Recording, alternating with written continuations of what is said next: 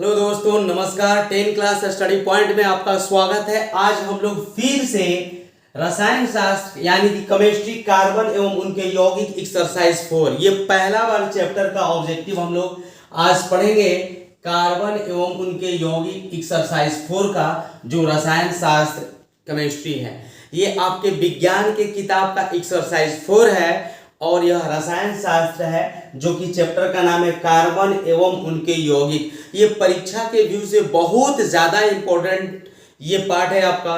Exam में subjective और objective मिलाकर ऑलमोस्ट 8 से 9 नंबर या 10 नंबर का इससे क्वेश्चन हर एक साल आता रहता है। इसलिए यह जो चैप्टर है कार्बन एवं उनके यौगिक 8 से 9 नंबर साइंस की दृष्टि से है। इसलिए आप इस चैप्टर को बहुत आराम से, बहुत अच्छा से और बहुत ईमानदारी से, जोश के साथ पढ़िएगा, ठीक है, ताकि इससे जितना भी क्वेश्चन हो सके, या सब्जेक्टिव क्वेश्चन हो या ऑब्जेक्टिव क्वेश्चन हो, ईमानदारी से आप बना सकें। ठीक है, तो आप लोग अगर आप हमारे चैनल पर नए हैं तो प्लीज कृपया करके आप हमारे चैनल को सब्सक्राइब कीजिए। वीडियो अच्छा लगता है तो वीडियो को लाइक कीजिए और खूब सारे दोस्तों वीडियो को शेयर कीजिए। तो अब हम लोग क्वेश्चन को देखते हैं। पहला क्वेश्चन ही इस चैप्टर से संबंधित है, क्योंकि आप जानते हैं कि चैप्टर का जो नाम रहता है, वो नाम जो रहता है वो चैप्टर का मूल रूप से रहता है, वो सार बन के रहता है। तो क्वेश्चन चैप्टर के नाम है कार्बन एवं उनके यौगिक, यानी कि कार्बन है क्या, कार्बन एवं उनके यौगिक। तो देखिए, यहाँ सृष्टि पर, धरती पर लगभग जितने वस्तुएं हैं सब में कुछ ना कुछ कार्बन के अवशेष हैं। आप कहिएगा मार्कर में, हाँ सर मार्कर में भी है, ये बोर्ड में भी है, ये सारा चीज लगभग सारे वस्तुओं में कार्बन के कुछ अपरूप रहते हैं। ठीक है, तो हम लोग ये चैप्टर को पढ़ रहे हैं कार्बन एवं उनके यौगिक के बारे में। तो देखिए कार्बन क्या होता है, कार्बन होता क्या है। तो देखिए कार्बन जो है वो धातु होता है, अधातु होता है, उपधातु होता है, मिश्र धातु होता है। तो कार्बन होता क्या है, तो धातु होता है, अधातु होता है, उपधातु होता है या मिश्रण होता है। तो धातु के बारे में आप सभी लोग जानते हैं, धातु के बारे में आप सभी लोग जानते हैं, वैसा पदार्थ जिससे विद्युत धारा प्रवाहित होती है ना, जो ऊष्मा के सुचालक होते हैं, वो सब पदार्थ जो है धातु कहलाते हैं। और वैसा पदार्थ जिसमें इलेक्ट्रॉन प्रवाहित नहीं होता है, विद्युत और ऊष्मा का वह कुचालक होता है, तो अधातु कहलाता है। उपधातु किसको कहते हैं, जिसमें धातु और अधातु दोनों का गुण होता है, वो उपधातु कहलाता है। मिश्रण क्या है, मिश्रण जो होता है एक अनिश्चित अनुपात में, निश्चित नहीं अनिश्चित अनुपात में जब 2 या 2 से अधिक पदार्थों को समावेश मिला दिया जाता है तो वो पदार्थ का जो निर्माण होता है वो मिश्रण कहलाता है। बोलिए बाबू, समझ में आ रहा है ना बात, तो वो मिश्रण कहलाता है। तो हमारा क्वेश्चन है कि कार्बन क्या है, धातु है कि अधातु है कि आपका उपधातु है कि मिश्रण है। हमने चारों के बारे में बता दिया, जिसमें जो धारा यानी कि ऊष्मा और विद्युत का सुचालक है वो धातु कहलाता है, जो धारा ऊष्मा और विद्युत का सुचालक नहीं होता है वह अधातु होता है, जो धातु और अधातु दोनों का गुण जिसमें समाहित होता है उपधातु होता है। मिश्रण जो ये आपको बताएं, जो कि 2 या 2 से अधिक पदार्थ आपस में अनिश्चित अनुपात में मिलते हैं वो मिश्रण कहलाते हैं। तो आपको बताना है कि कार्बन है क्या। तो कार्बन जो होता है बाबू वो अधातु होता है। कार्बन क्या होता है बाबू, अधातु कार्बन होता है। कार्बन क्या होता है, अधातु होता है। चलिए आगे क्वेश्चन देखते हैं। आप लोग पहला भी याद कर लिए, बी ऑप्शन, कार्बन अधातु होता है। ग्लूकोज में कार्बन के कितने परमाणु होते हैं, ग्लूकोज में कार्बन के कितने परमाणु होते हैं, ग्लूकोज में कार्बन के कितने परमाणु होते हैं। तो सबसे पहले ग्लूकोज का आपका रासायनिक सूत्र जानना पड़ेगा। ग्लूकोज का रासायनिक सूत्र बताइए क्या होता है, ग्लूकोज का रासायनिक सूत्र क्या होता है, C6H12O6। बताइए सही है ना, ग्लूकोज का रासायनिक सूत्र क्या होता है, C6H12O6 होता है। क्या होता है, C6H12O6 होता है। तो यहाँ पर ग्लूकोज में कार्बन के तरह कितने परमाणु हैं, तो कार्बन यहाँ पर है। देखिए कार्बन के कितने परमाणु हैं बाबू, तो कार्बन के 6 परमाणु हैं। बताइए ऑप्शन नंबर क्या होगा, ए। दूसरा का ऑप्शन नंबर ए होता है। तो इस तरह का क्वेश्चन हमेशा आते रहता है। कभी ये भी दे देता है कि ग्लूकोज में हाइड्रोजन के परमाणु कितने होते हैं, या ग्लूकोज में ऑक्सीजन के परमाणु कितने होते हैं। तो ग्लूकोज का सूत्र आपको याद कर लेना है C6H12O6। ठीक है, तो कमेंट बॉक्स में आप बताइए कि चीनी का जो सूत्र होता है वो क्या होता है। कमेंट बॉक्स में आप जल्दी लिखकर बताइएगा कि चीनी का जो सूत्र होता है वो क्या होता है। ठीक है, कमेंट बॉक्स में जल्दी लिखिए, आपको याद है तो जल्दी कमेंट कीजिए कि चीनी का रासायनिक सूत्र होता क्या है। चलिए देख लिया जाए अगला क्वेश्चन। यहाँ पर जान गए कि ग्लूकोज में कार्बन के कितने परमाणु होते हैं, तो C6 होता है, तो ग्लूकोज में कार्बन के 6 परमाणु होते हैं। चलिए अगला क्वेश्चन है कि अमोनिया क्या बाबू, अमोनिया के अणु में नाइट्रोजन और हाइड्रोजन के परमाणु की संख्या कितना होती है। कहाँ, अमोनिया में। तो ये बताइए कि अमोनिया का सूत्र क्या होता है। अगर आपको अमोनिया का अणु सूत्र कह रहा है, अमोनिया के अणु में नाइट्रोजन और हाइड्रोजन, किसका, नाइट्रोजन और हाइड्रोजन, तो अमोनिया का कितना होता है, NH3। अगर ये आपको याद नहीं रहेगा तो कैसे बता पाइएगा कि इसकी परमाणु संख्या कितना होगा। तो यहाँ पर नाइट्रोजन 1 और हाइड्रोजन 3 यानी कि 1:3।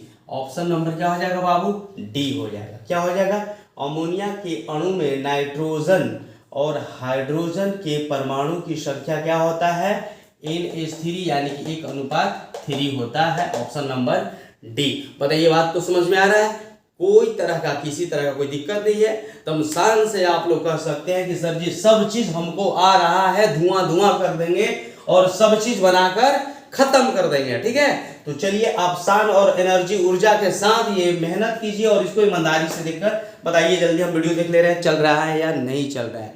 चलिए वीडियो तो पूरा बढ़िया से चल रहा है। चलिए देखा जाए आगे। फ्लोरीन क्वेश्चन क्या बाबू, फ्लोरीन अपरूप है। वीडियो इसलिए देखना पड़ता है कि अगर वीडियो किसी कारणवश बंद हो जाए पूरा मेहनत बेकार, इसलिए देखना पड़ता है। फ्लोरीन अपरूप है। फ्लोरीन किसका अपरूप है, तो फ्लोरीन ऑक्सीजन का है, फास्फोरस का है, कार्बन का है कि सल्फर का है। फ्लोरीन किसका अपरूप है बताइए बाबू। तो फ्लोरीन जो अपरूप होगा ये आपका ऑक्सीजन का होगा कि फास्फोरस का होगा कि कार्बन का होगा कि सल्फर का होगा। तो फ्लोरीन जो अपरूप है ये कार्बन का है। किसका है बाबू, कार्बन का फ्लोरीन अपरूप है। फ्लोरीन जो अपरूप है किसका है, कार्बन का अपरूप है। यहां पर देखा जाएगा फ्लोरीन में क्वेश्चन आता है कि फ्लोरीन में कार्बन कितने होते हैं।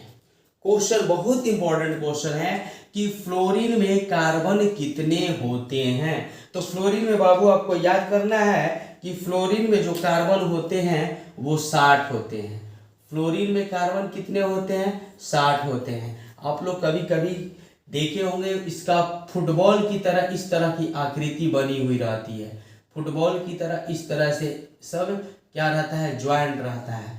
फुटबॉल की तरह इसकी आकृति क्या होती है, इस तरह से आकृति बनी हुई रहती है। ठीक है, तो फ्लोरीन में जो कार्बन की संख्या होता है बाबू कितना होता है, फ्लोरीन में कार्बन की संख्या कितना होता है, तो 60 होता है। ये क्वेश्चन आप ध्यान से इसको पढ़ लीजिएगा। क्वेश्चन आता है कि फ्लोरीन में कार्बन की संख्या कितना होता है, तो फ्लोरीन में कार्बन की संख्या 60 होती है। तो फ्लोरीन अपरूप किसका है बाबू, तो कार्बन का अपरूप है। बताइए किन्हीं को कोई दिक्कत नहीं है सर, होना भी नहीं चाहिए आप लोगों को दिक्कत। इतना ईमानदारी से और इतना बेहतर से 10 क्लास स्टडी पॉइंट में आप पढ़ रहे हैं तो दिक्कत होना भी नहीं चाहिए। चलिए देखते हैं आगे क्वेश्चन। इथेन के एक अणु में कितने सहसंयोजक आबंध हैं। इथेन के एक अणु में कितने सहसंयोजक आबंध हैं। इथेन, अब इथेन का सूत्र क्या होता है, इथेन का सूत्र होता है C2H6। क्या होता है बाबू, C2H6। तो कितने सहसंयोजक आबंध होते हैं, तो यहां से देख लिया जाए C यहां से देख लिया जाए, यहां पर देखा जाए, देखिए एक C2 हो गया, ऐसे करेंगे। हाइड्रोजन कितना है, 6, एक hydrogen, 2 hydrogen, 3 hydrogen, 4 hydrogen, 5 hydrogen, 6 hydrogen. तो यहां से देखिए कि इथेन के एक अणु में कितने सहसंयोजक आबंध होता है, तो देखिए 1 2 3 4 5 6 7 कितने आबंध होता है बाबू, तो 7 आबंध होता है। बताइए समझ में आ रहा है, समझ में आसानी से आ रहा है ना, कितने आबंध होते हैं, तो 7 आबंध होते हैं। ये क्वेश्चन को याद कर लीजिएगा कि इथेन का सूत्र क्या होता है, C2H6। याद कर लिए बाबू, आपको बार बार कहते हैं कि वीडियो जब भी देखिए तो कॉपी और कलम लेकर देखिए, ताकि एक क्वेश्चंस में बहुत सारा क्वेश्चंस को सीखना होता है। इसलिए आप कभी भी वीडियो देखिए तो कॉपी कलम साथ में लेकर देखना पड़ेगा, कॉपी कलम साथ में लेकर देखना पड़ेगा। इसलिए इथेन के एक अणु में कितने सहसंयोजक आबंध होते हैं, तो हम लोग जान गए 7 गो सहसंयोजक आबंध होते हैं। चलिए आगे देख लिया जाए।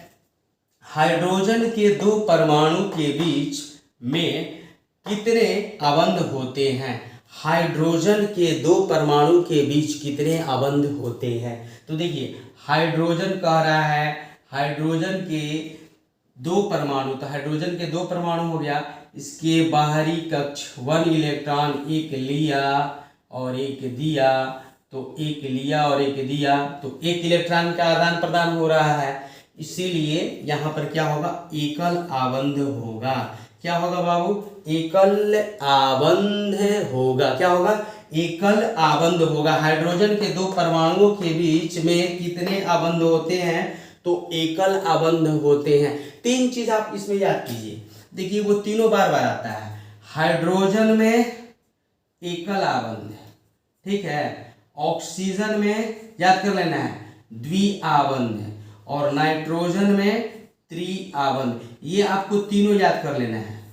आप खाली याद कर लीजिए, हाइड्रोजन में एकल आबंध, ऑक्सीजन में द्विआबंध और नाइट्रोजन में त्रिआबंध होता है।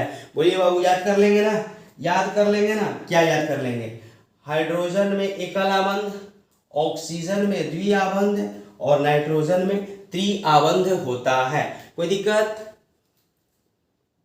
किन्हीं बच्चों को कोई दिक्कत नहीं ना है बाबू, किसी को कोई दिक्कत नहीं ना है, तो दिक्कत होना भी नहीं चाहिए। हाइड्रोजन में एक आबंध, ऑक्सीजन में द्विआबंध और नाइट्रोजन में त्रिआबंध। आगे देखा जाए, निम्न में कौन सहसंयोजी यौगिक है, निम्न में कौन सहसंयोजी यौगिक है, तो देख लीजिए सहसंयोजी यौगिक के बारे में थोड़ा सा जान लीजिए कि सहसंयोजी यौगिक होता क्या है।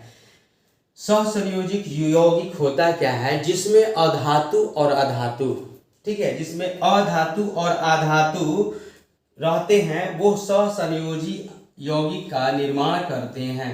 तो यहाँ पर देखिए, यहाँ पर NaCl है, NaCl है, सोडियम, और यहाँ पर देखिए सोडियम, यानी कि यहाँ पर आयनिक बंध हो रहा है। क्या हो रहा है, आयनिक बंध हो रहा है। हमको सहसंयोजी बंध चाहिए, यहाँ आयनिक बंध हो रहा है, ये नहीं होगा। यहाँ भी आपका आयनिक बंध हो रहा है, ये भी नहीं होगा। और यहाँ भी आपका आयनिक बंध हो रहा है, ये भी नहीं होगा, ये भी नहीं होगा, ठीक है। आयनिक बंध क्या होता है, धातु और अधातु के बीच होता है। आयनिक बंध क्या होता है, धातु और अधातु के बीच होता है, लेकिन यहाँ पर दोनों अधातु है, इसीलिए सहसंयोजक यौगिक होगा। इसीलिए आपका ऑप्शन नंबर क्या हो जाएगा, ए सही होगा, ठीक है। कह रहे निम्न में कौन सहसंयोजी यौगिक है, तो यहाँ पर आयनिक बंध बन रहा है, यहाँ भी आयनिक बंध बन रहे हैं, धातु और अधातु है, धातु और अधातु है, धातु और अधातु है, लेकिन यहाँ पर दोनों अधातु है, इसीलिए सहसंयोजक यौगिक क्या होगा, ऑप्शन नंबर ए होगा। आगे देखा जाए कि प्राकृतिक रबर किसका बहुलक है, याद कर लेना होगा, ये क्वेश्चन एग्जाम में बार बार आता है, ठीक है। प्राकृतिक रबर किसका बहुलक है, तो आइसोप्रीन, एसिटिलीन, कार्बन या नोट, इनमें से कोई नहीं। क्या है एसिटिलीन है, एसिटिलीन। तो आपको क्या आंसर करना है, आपका आंसर क्या होगा कि प्राकृतिक रबर किसका बहुलक है बाबू, तो आइसोप्रीन का है। प्राकृतिक रबर किसका बहुलक है बाबू, आइसोप्रीन का है। कोई दिक्कत बाबू किसी को, थोड़ा भी दिक्कत नहीं ना, बढ़िया ने समझ में आ रहा है ना, कोई बच्चा को थोड़ा भी कहीं भी कोई दिक्कत नहीं है। चलिए बहुत बढ़िया, वेरी गुड। अगला क्वेश्चन देखा जाए कि निम्न में कौन हाइड्रोकार्बन है। निम्न में कौन हाइड्रोकार्बन है। ये भैया कैसे मिटर गया हो, समझ में नहीं आ रहा है। हम तो लिखबे किए हैं, बिलाई बिलाई ना कूद गई है पर नहीं, बिलाइयों कहाँ से कूदेगी। देखिए तो ये है क्या, निम्न में कौन हाइड्रोकार्बन है। तो यहाँ पर क्वेश्चन कर रहा है निम्न में कौन सा हाइड्रोकार्बन है। तो बताइए हाइड्रोकार्बन क्या होता है। नीचे में दिखाई तो देता होगा, देख लेते हैं नीचे में दिखाई दे रहा है कि देख रहा है। चलिए दिखाई दे रहा है। तो निम्न में हाइड्रोकार्बन है। तो निम्न में हाइड्रोकार्बन कौन होता है। देखिए हाइड्रोकार्बन का मतलब होता है हाइड्रोजन और कार्बन साथ में जब रहता है तो उसको बोलते हैं हाइड्रोकार्बन। तो देखिए इसमें किसमें हाइड्रोजन और कार्बन साथ में है। तो देखिए निम्न में कौन हाइड्रोकार्बन है। तो देखिए यहाँ पर कार्बन है, यहाँ पर हाइड्रोजन है, बाकी देखिए यहाँ पर N है, O है, C है, O है, O है। तो कार्बन और हाइड्रोजन जहाँ पर रहता है वही क्या कहलाता है बाबू, हाइड्रोकार्बन कहलाता है। तो ऑप्शन नंबर धड़ाक से नहीं मार दीजिए C। तो ऐसे सारे क्वेश्चन को समझ लीजिए। एक बार आप लोग यहाँ से ध्यान दीजिए, 1 से लेकर हम 9 तक बताएं। कोई भी बच्चा को अगर 1% दिक्कत है तो कमेंट में लिखिए सर जी 1% दिक्कत आ गया। हम कहते हैं कि 1% भी दिक्कत नहीं हुआ होगा। आप एक वीडियो में देख लिए तो आपको रट्टा मारा गया, याद भी हो गया, दोबारा देखने का जरूरत नहीं पड़ेगा। तो हम साफा आपको ऑब्जेक्टिव जो है सब्जेक्टिव की तरह दिमाग में डाल के लॉक कर दे रहे हैं, ठीक है ना। इसलिए ईमानदारी से और ध्यान से मेरी बात को सुनिए और हर एक पॉइंट को सुनिए, एकदम अच्छा से बात समझ में आएगा। देखा जाए निम्न में कौन कार्बन का अपरूप है, बताइएगा। निम्नलिखित में कौन कार्बन का अपरूप है। देखिए ग्रेफाइट कार्बन का अपरूप है, हीरा भी कार्बन का अपरूप है, फ्लोरीन भी कार्बन का अपरूप है, यानी कि सभी, ये तीनों सभी कार्बन का अपरूप है, ठीक है। इसीलिए क्या होगा, सभी होगा। क्या होगा बाबू, सभी। कार्बन का अपरूप जो ग्रेफाइट भी है, हीरा भी है, फ्लोरीन भी है, ठीक है। क्यों है तो देखिए फ्लोरीन का अभी हम बताए हैं कि फ्लोरीन में जो होता है कार्बन 60 गो होता है। फ्लोरीन में क्या बताया है, कार्बन 60 गो होता है। फ्लोरीन में कार्बन क्या बताया है बाबू, कार्बन 60 होता है, ठीक है ना। तो फ्लोरीन हो गया। और हीरा जो है कार्बन का सबसे ज्यादा हीरा में है। इसके कारण क्या होता है, हीरा जो है दुनिया का कहिए या संसार का कहिए सबसे कठोर पदार्थ क्या होता है, हीरा होता है। और ग्रेफाइट क्या है, ग्रेफाइट में कार्बन की मात्रा अधिक होती है। देखिए ग्रेफाइट से क्वेश्चन और आता है, वो कौन सा अधातु है, वो ये सब अधातु है। ग्रेफाइट भी अधातु है, हीरा भी अधातु है, फ्लोरीन भी अधातु है। ग्रेफाइट से क्वेश्चन आता है कि वो कौन सा अधातु है जिससे विद्युत धारा प्रवाहित होती है।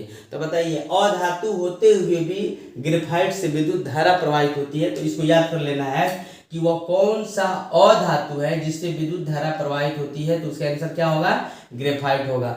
हीरा के देखिए वो कौन सा पदार्थ है जो बहुत ज्यादा, मतलब सबसे ज्यादा, इस धरती का सबसे ज्यादा अधातु जो है वो कौन सा है जो कि बहुत ज्यादा कठोर है, तो वो हीरा होता है। और फ्लोरीन के बारे में अभी बताइए कि ये क्या बताए, जिसमें कार्बन की मात्रा कितनी होती है, 60 होता है, यानी कि सभी क्या है, यह कार्बन का अपरूप है। चलिए ठीक है। अब बताइए कोयला किस प्रकार का ईंधन है। कोयला जो है बाबू किस प्रकार का ईंधन है, कोयला जो है किस प्रकार का ईंधन है बताना है। नवीकरणीय ईंधन है, अनवीकरणीय ईंधन है, प्राकृतिक ईंधन है कि कोई नहीं। तो कोयला बताना है किस प्रकार का ईंधन है। देखिए नवीकरणीय किसको कहते हैं, वैसा ईंधन जिसका उपयोग हम अपने जीवन में बार बार उस तरह की वस्तुओं का कर सकते हैं, उसको नवीकरणीय कहते हैं। मतलब उसका उपयोग निरंतर हमेशा कर सकते हैं, वो कभी समाप्त नहीं हो सकता है, उस तरह के पदार्थ को नवीकरणीय कहते हैं।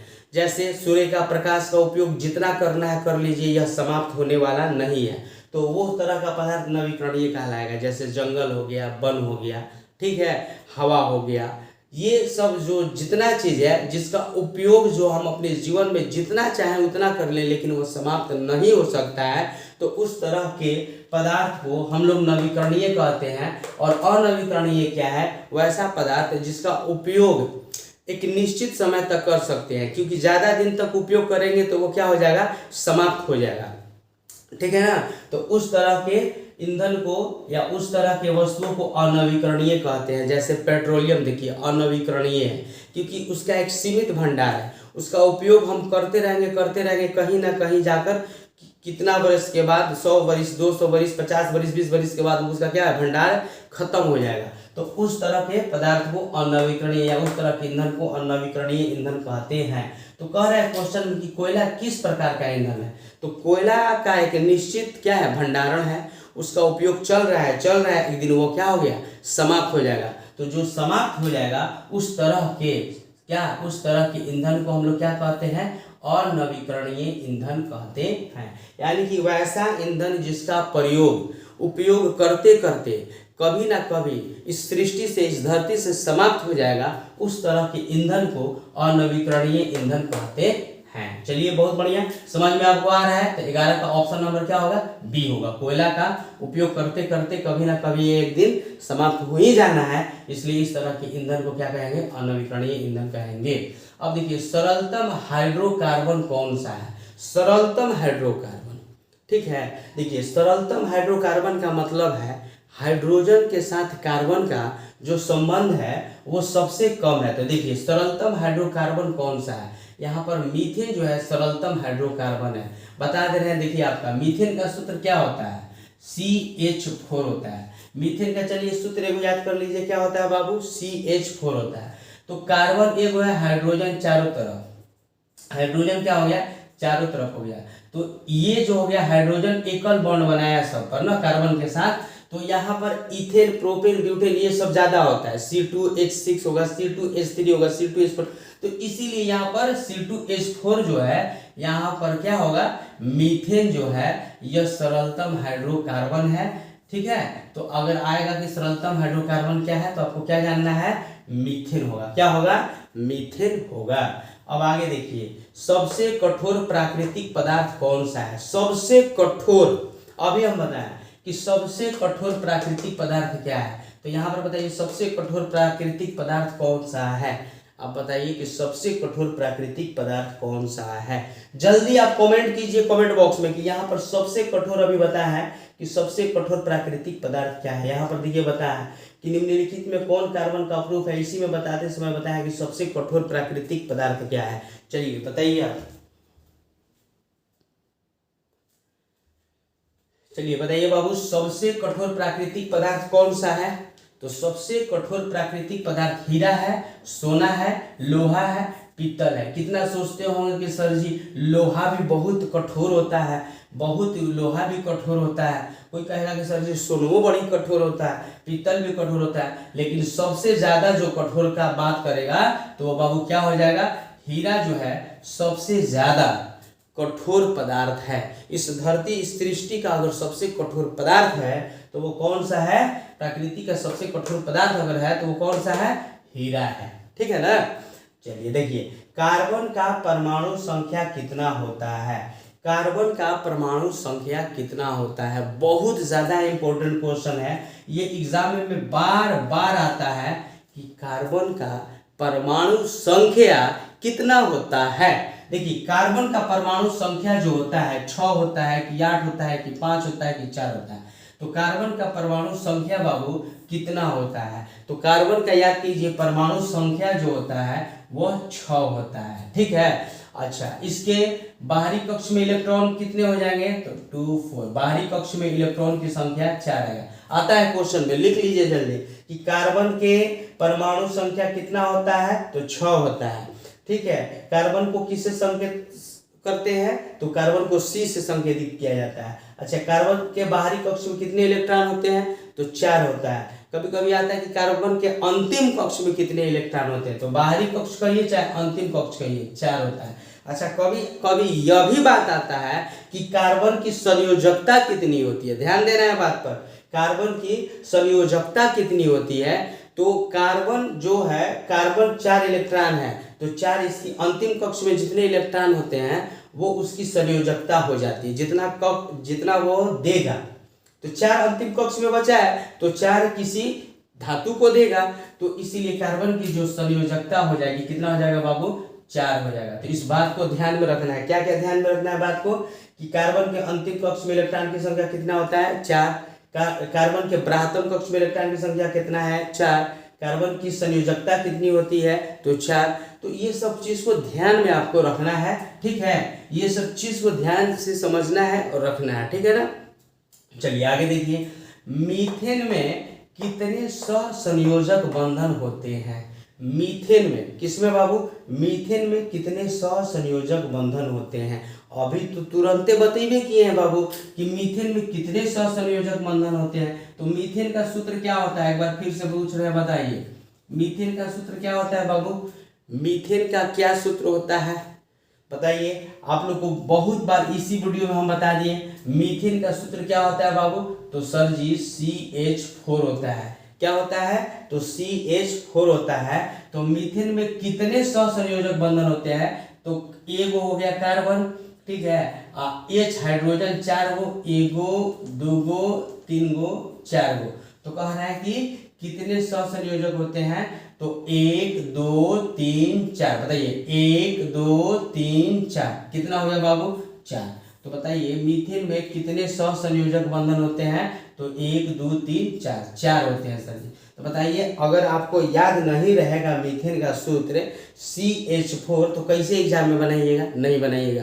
तो इस सब बात को आपको ध्यान देना है और इस सब बात पर मेहनत करना है और खूब याद कर करके सब चीज करना है, ताकि हम बता रहे हैं तो आपको तो समझ में आ रहा है ना, इसमें तो कोई दिक्कत नहीं है। तो चलिए ध्यान से देखा जाए, मीथेन में कितने सहसंयोजक बंधन होते हैं, तो 4 होते हैं। अपमार्जक बनाने में किसका प्रयोग होता है, बताइए। अपमार्जक को बनाने में किसका प्रयोग किया जाता है, ईथर का, पोटास का, अल्कोहल का, कि गंधक का। बताइए बाबू, अपमार्जक बनाने में किसका प्रयोग होता है, ईथर का होता है, पोटास का होता है, अल्कोहल का होता है, कि गंधक का होता है। जल्दी बताइए किसका होता है बाबू। कोई बच्चा सोच रहा होगा कि चलिए अल्कोहल का होता है, तो आप सही सोच रहे हैं। जब आप सोच रहे हैं कि अपमार्जक बनाने में किसका प्रयोग होता है, अल्कोहल का होता है, तो एकदम सही सोच रहे हैं। बहुत बढ़िया, बहुत बढ़िया, आप लोग मेहनत कर रहे हैं और सोच भी रहे हैं, तो बहुत बढ़िया सोच रहे हैं। क्या होता है बाबू, अल्कोहल होता है। इसका मतलब आप लोग पढ़ रहे हैं तब तो अच्छा सोच रहे हैं। Very good, very good. देखिए अगला क्वेश्चन देखा जाए, क्वेश्चन नंबर 17, क्वेश्चन नंबर 17।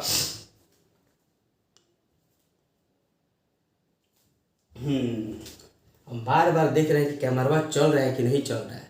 कैमरवा ऐसे देख रहे हैं कि आज उसमें बहुत काम हुआ है, कैमरवा में सब स्टोर हो गया होगा, यही से बार बार देखना पड़ रहा है। हमको याद ही नहीं पड़ रहा है कि उसमें से कुछ स्टोरेज को कम किया जाए, डिलीट किया जाए, कुछ कुछ, यही से बार बार देखना पड़ रहा है। चलिए उसके लिए माफी मांग रहे हैं भाई, बार बार जाने के लिए। देखिए निम्न में कौन सा अक्रिय तत्व है, निम्न में कौन सा अक्रिय तत्व है, तो बताइए। अक्रिय तत्व पूछ रहा है बाबू, अक्रिय तत्व किसको कहते हैं बाबू, तो वैसा तत्व, वैसा तत्व जो किसी दूसरे तत्व से अभिक्रिया नहीं करता है, वह अक्रिय तत्व कहलाता है। पहले अक्रिय तत्व का परिभाषा याद कीजिए।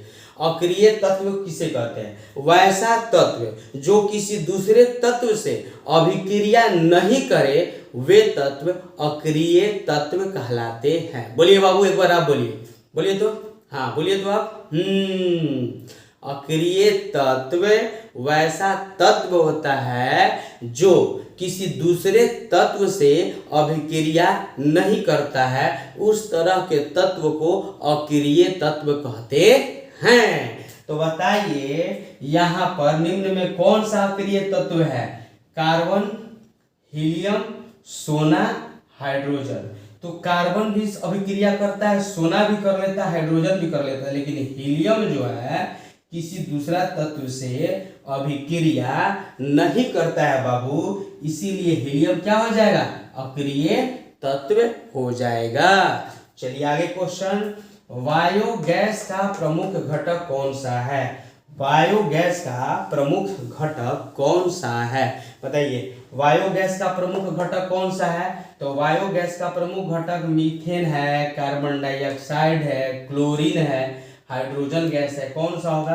तो देखिए बायोगैस का जो प्रमुख घटक है वो मीथेन है। क्या है बाबू? मीथेन है। चलिए याद कर लीजिए, बायोगैस का प्रमुख घटक मीथेन है। अच्छा, क्वेश्चन में यह भी आता है कि गोबर गैस का, क्या बाबू? गोबर गैस का प्रमुख घटक कौन है? तो भी मीथेन याद करना है। चलिए याद कर लीजिए जल्दी।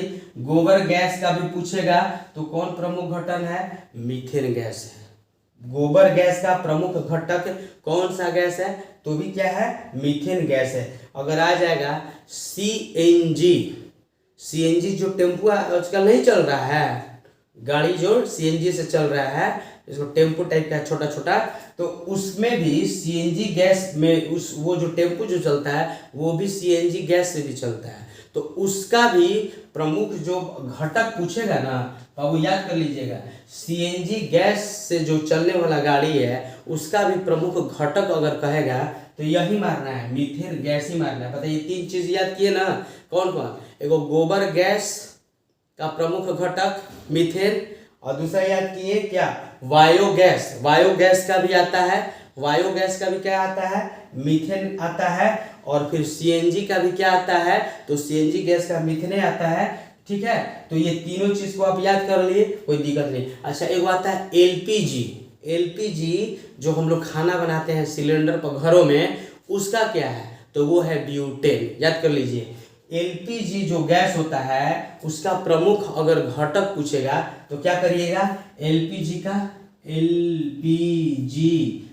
क्या करिएगा? इसका होता है ब्यूटेन। बोलिए बाबू, क्या होता है? ब्यूटेन ना। अगर पूछ दिया बायोगैस का तो मीथेन, गोबर गैस का पूछ देगा मीथेन, सीएनजी का पूछ देगा मीथेन।